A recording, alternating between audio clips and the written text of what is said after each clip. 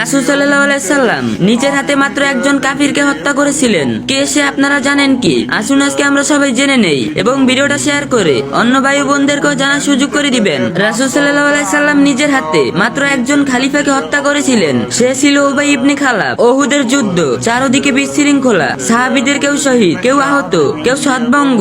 এই যুদ্ধে একজন মানুষ পাগলের মতো খুঁজেছিল শুধু একজনকেই, মুহাম্মদ সাল্লাল্লাহু আলাইহি সাল্লাম। তার নাম ছিল উবাই ইবনে খালাব। মক্কায় থাকতেই সে রাসূল সাল্লাল্লাহু আলাইহি সাল্লামকে বারবার হুমকি দিত।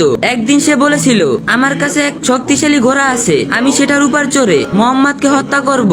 রাসূল সাল্লাল্লাহু আলাইহি সাল্লাম শান্তভাবে জবাব দিয়েছিলেন, বরং আমি তোমাকে হত্যা করব ইনশাআল্লাহ। উহুদের দিন সেই কথাই সত্যি হয়। যুদ্ধের এক পর্যায়ে উবাই ঘোড়া ছুটিয়ে সরাসরি রাসূল সাল্লাল্লাহু আলাইহি সাল্লামের দিকে এগিয়ে আসে। সে চিৎকার করেছিল, মুহাম্মদ কোথায়? আর সে বাঁচতে পারবে না। সাহাবীরা তাকে থামাতে চাইলে রাসূল সাল্লাল্লাহু আলাইহি সাল্লাম বলেন, তাকে আসতে দাও। তারপর রাসূল সাল্লাল্লাহু আলাইহি সাল্লাম একটি বর্শা হাতে নেন এবং ছোট একটি আঘাত করেন উবাইয়ের গলার কাছে। আঘাতটা বাহির থেকে ভয়ঙ্কর ছিল না, রক্ত খুব বেশি বের হয়নি, কিন্তু উবাই কাঁপতে শুরু করে। সে বারবার বলতে থাকে, মুহাম্মদ আমাকে হত্যা করেছে। লোকেরা তাকে বলেছিল এতে তো কিছুই হয়নি, কিন্তু উবাই জানতো এই সেই মানুষ যিনি বহু বছর আগে বলেছিলেন আমি তোমাকে হত্যা করব। ফেরার পথেই সে মারা যায়। অদ্ভুত ব্যাপার হলো, এত যুদ্ধের নেতৃত্ব দেওয়ার পরেও রাসূল সাল্লাল্লাহু আলাইহি সাল্লামের হাতে সরাসরি নিহত মানুষের সংখ্যা মাত্র একজন, আর সেই হলো উবাই ইবনে খালাব। সাহাবীর নিহত ভিডিওটা শেয়ার করে অন্য ভাই বোনদেরকেও জানার সুযোগ করে দিবেন। ইসলামের যে কোনো বিষয় সুন্দরভাবে জানতে বুঝতে